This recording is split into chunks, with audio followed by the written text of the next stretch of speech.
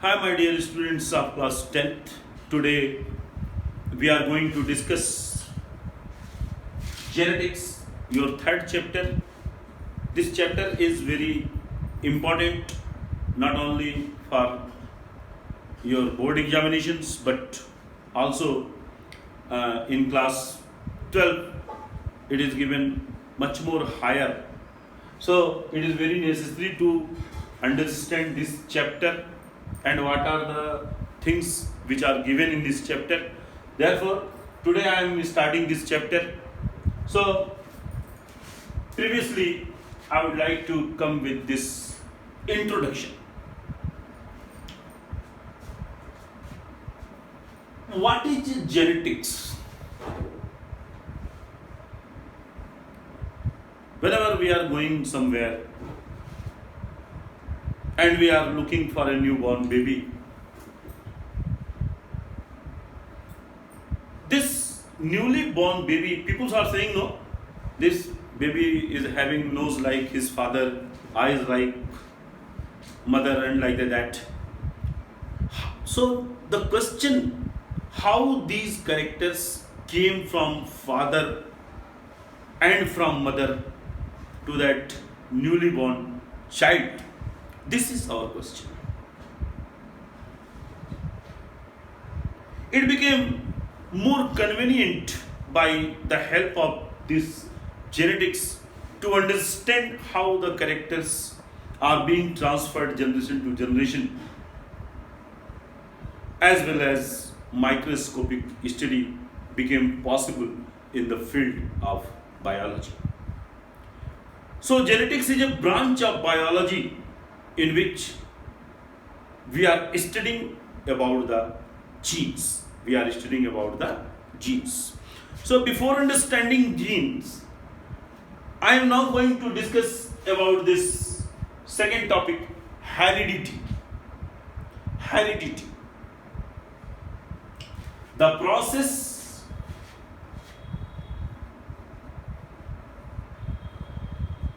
by which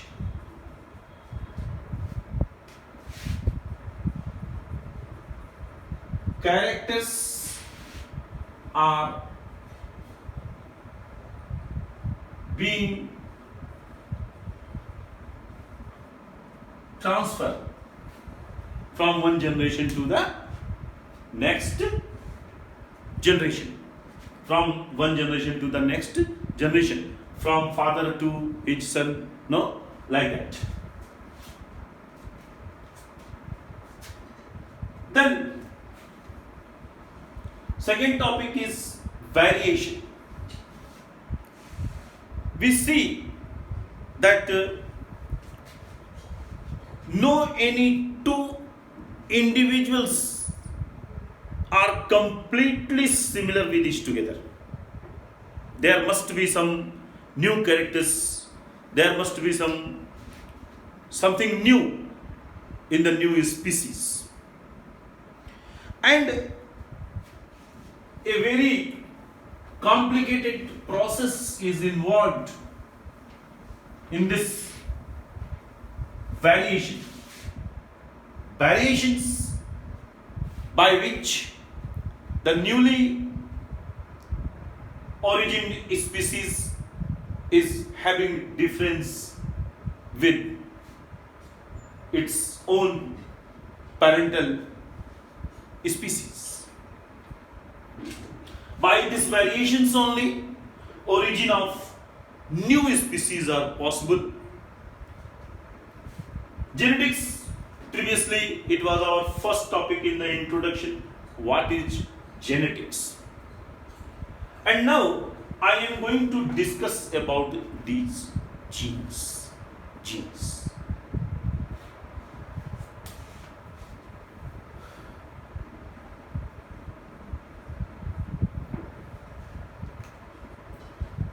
Simply, you can say smallest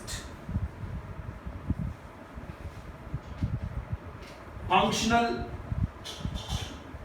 unit of DNA. Smallest functional unit of DNA. what is the meaning of this functional? See, there are so many hypotheses are given. I am not going to make the process very complicated. So very simply I am telling you one thing. Beta,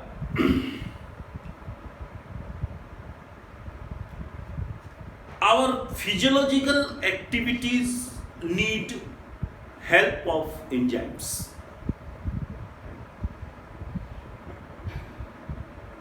And enzymes are made up of proteins. Okay?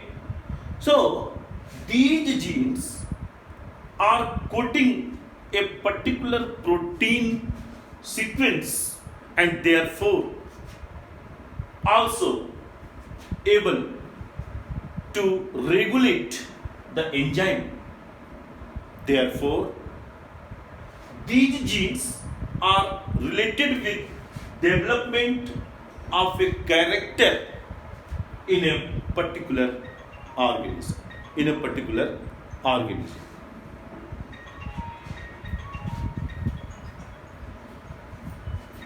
Then I would like to tell you about the karyotype.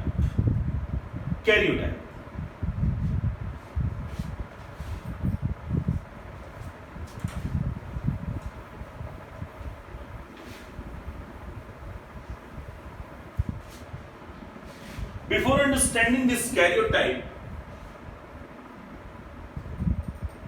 two things are remaining. Number one, position of gene, and number two, chromosomes. See,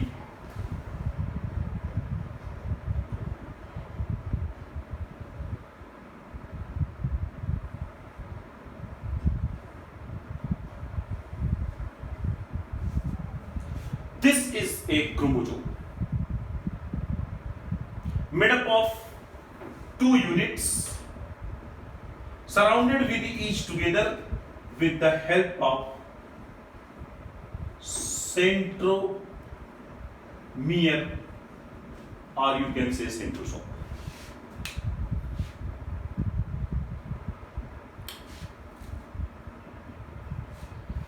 It consists thread-like portions, chromonemata,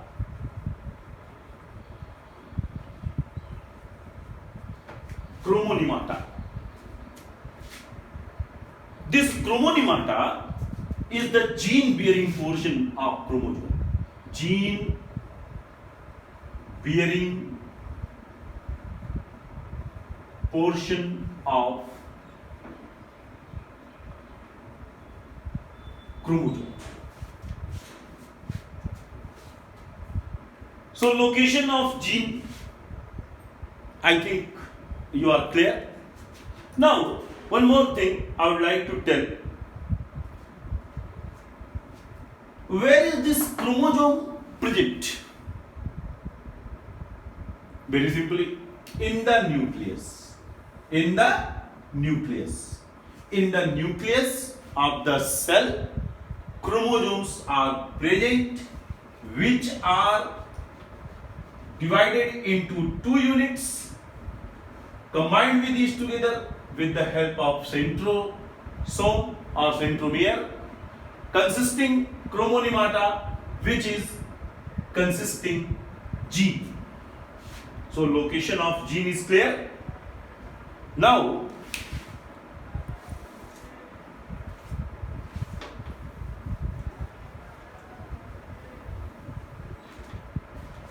in class 9th, you studied classification.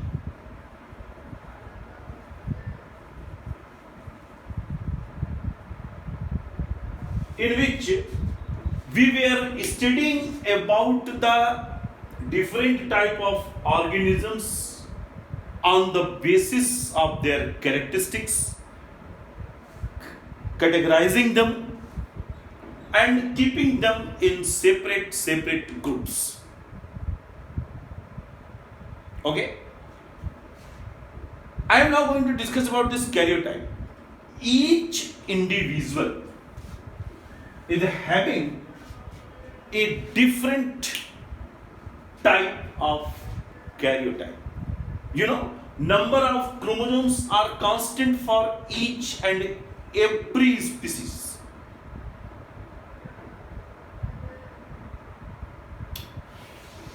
When we are arranging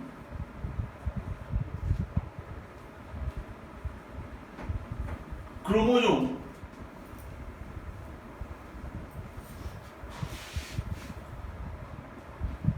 of an species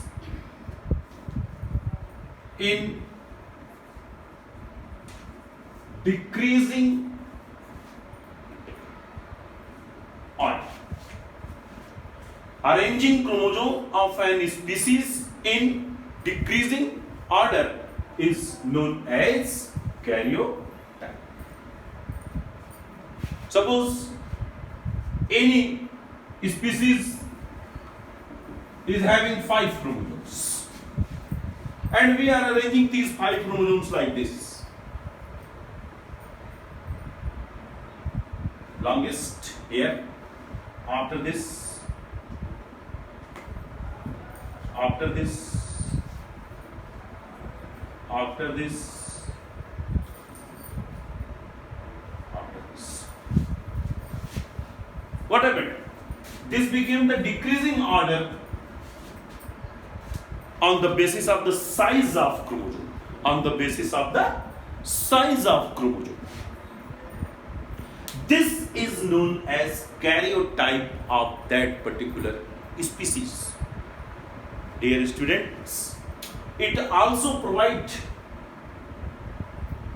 knowledge about the structure of an species, because karyotype of different species may not be possible. What happened? It became one more basis of classification. One more basis of classification. So I think that you are understanding the chromosomes, like arranging chromosomes of an species in decreasing order of their size. Their size. Okay?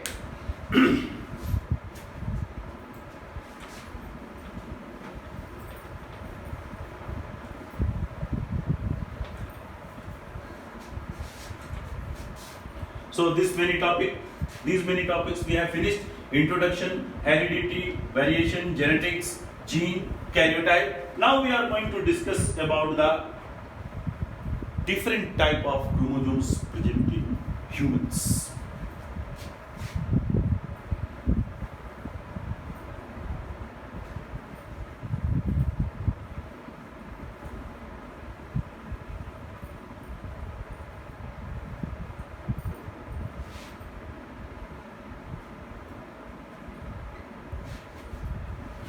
As you know, 46 chromosomes are there.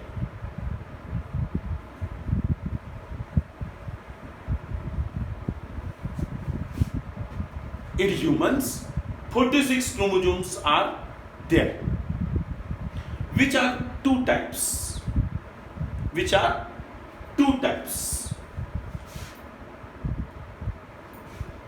Autosomes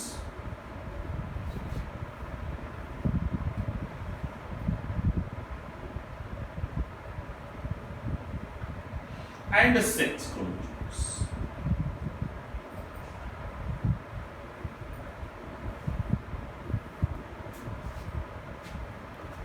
Autosomes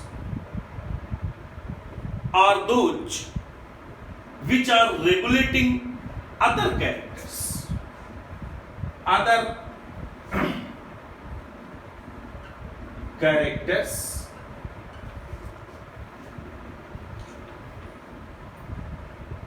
but not sex. These autosomes, which are consisting gene are regulating many other characters. But the sex of individual cannot be determined by these autosomes. Okay? Secondly, they are bigger in size.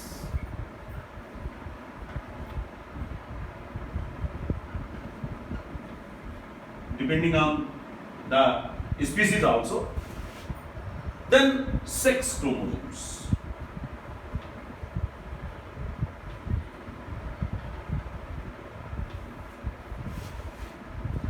These chromosomes are determining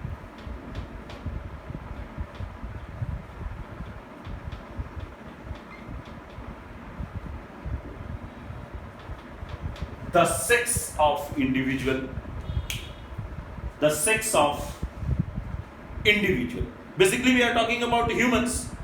So, human chromosomes are having two types, X chromosome and Y chromosome. X chromosome and Y chromosome. Females are only having X chromosome. Females are only having X chromosome. Therefore, they are homogametic in nature. They are homogametic in nature. While males are having 22 X chromosome. See, 46 no? 46 can be divided into 22 plus XX. It means 23rd pair, maybe XX, or 22 plus XY. 22 plus XY. What happened? 22, this 46 can be grouped into 23 pairs. In females, you see, these 22 chromosomes are X chromosomes, and then again, only X chromosomes are there in the 23rd pair also, while in the case of male, these 22 are the X chromosome and only the 23rd chromosome is differing, that is Y chromosome. So my dear students, where females are homogametic in nature, male are all are heterogametic in nature. Heterogametic because 22 chromosomes they are having X chromosome, while 23rd chromosome are different in the case of male, that is Y, and this Y chromosome is only responsible for the determination of sex, for the determination of sex.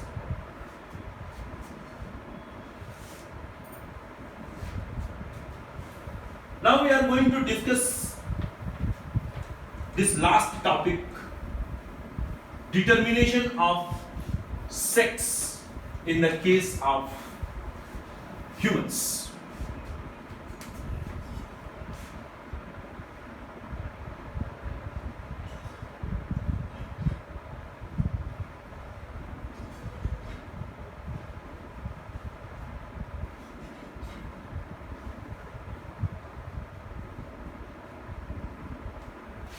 As I told you previously, that the female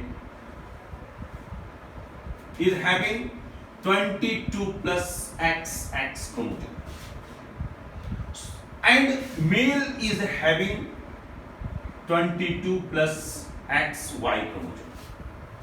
Because these 22 in both the cases are X chromosome, therefore we are not going to take them in consideration. So whenever we are crossing both of them, we are only taking the 23rd pair.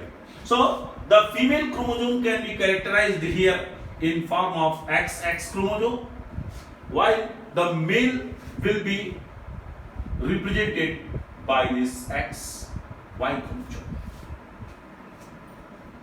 During the process of sexual reproduction, when this X chromosome chromosome is meeting with this is the symbol of cross. When the X chromosome of female meeting with the X chromosome of male, they will give rise XX. It means baby girl. It means baby girl. When this X chromosome of female is meeting with X chromosome of male, then they will give rise. The child will be baby girl. While when this X chromosome of female is fusing with the Y chromosome of male, they will give rise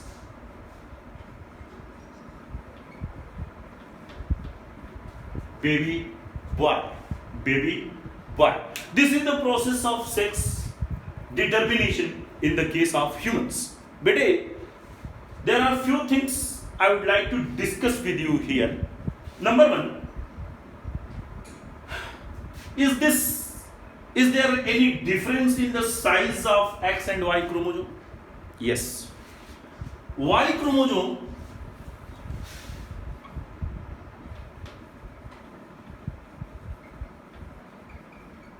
is smaller in size.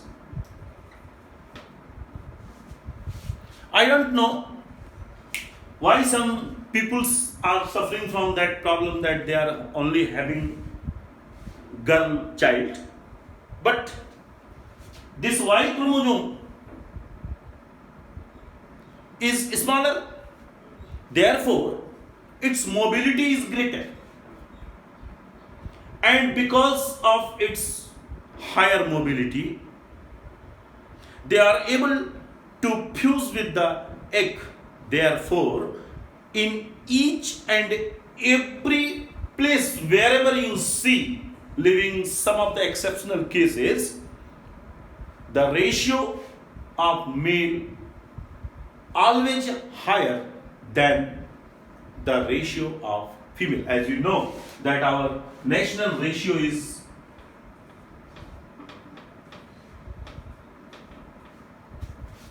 after each 1000 male there are only 927 females. You see this ratio. This ratio is why it is having a scientific reasoning. The reasoning is this: because this Y chromosome is smaller, so is having greater mobility, and therefore there will be greater chance to fuse with the egg, and therefore greater chance to produce a male. Second question: why is this Y chromosome is having property to determine the sex? Why this Y chromosome is having property to determine the sex? See, this Y chromosome is consisting a gene. The name of this gene is TDF gene. TDF gene. TDF means testis determinating factor. Testis determinating factor. Because of this gene, TDF gene, this Y chromosome is able to develop the testis in the child, in the embryo, and therefore formation of a male take place. So in this video we have seen so many points, and I have enumerated also these points. In the next video I will meet you with some more interesting things of this chapter. Till then, thank you for watching the video. Thank you very much.